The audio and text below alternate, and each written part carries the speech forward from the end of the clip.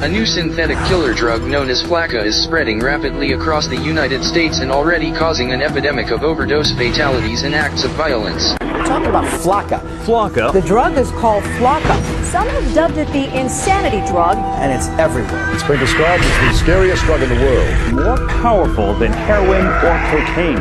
This is a synthetic drug that can alter your state of mind, raising excited delirium, body temperature, and literally losing their mind. They're all experiencing like superhuman kind of strengths. Or it takes 6 policemen to hold them down. That's a problem. Psychotic breakdowns, hallucinations, aggressive, violent behavior, Cannibalism and self-mutilation. indiscriminate violence. When flakka takes over, We are living in the context of the end of the age. We are a nation under judgment.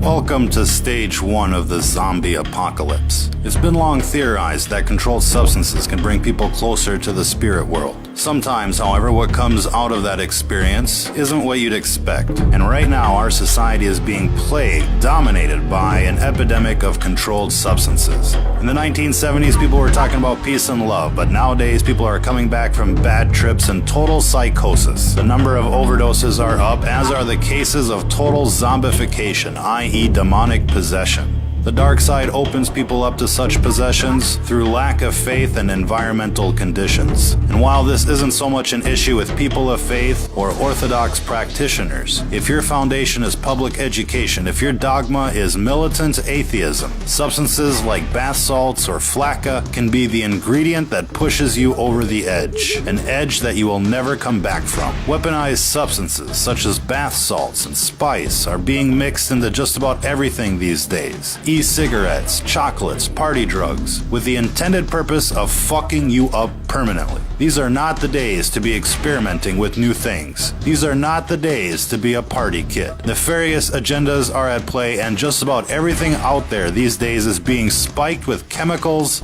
to do you in. This recent craze of legal highs, for example, has become epidemic in proportion. Coupled with the outbreak of pharmaceutical abuse, heroin abuse, meth abuse, this all has the potential to doom an entire generation like never before. Our message is clear. Don't be a guinea pig. Whatever is out there circulating on the streets these days is experimental in nature. Cities are receiving experimental batches so that the effects can be recorded and analyzed. Now, we'd like to think that most of you out there have the common sense to avoid these types of substances. But if not, let this be a fair warning to you. If what you're into is not 100% natural, if your surroundings and mental state is not 100% positive, whatever you're thinking about is not worth the experimentation. Even alcohol has the potential of channeling in evil spirits. If you go to a liquor store, in British English societies, hard liquor is called spirits, and it's called spirits for a very good reason. Again, these are gateway substances, and when they're added to the atheist psyche, anything is possible. If you've ever seen somebody turn bright red while drinking, you're basically watching demonic forces take over. Most times, the affected individuals are unaware, and while most of us dismiss their drunken behavior as simply being drunken behavior, there is something else going on. The dark side is constantly trying to induce what's called mutation by design. It's the main reason why everything you buy is laced with chemical or unnatural substances. They call the food GMOs, with the intended purpose of changing the composition of people from a natural state to an unnatural state, from a natural vibration to an unnatural vibration. And while this gets into the metaphysics of the world at large, what you're seeing here isn't natural, it isn't safe, and it isn't just psychosis. It's what happens when you stare into the abyss, and when the abyss stares back. If you're listening to this, you are the resistance.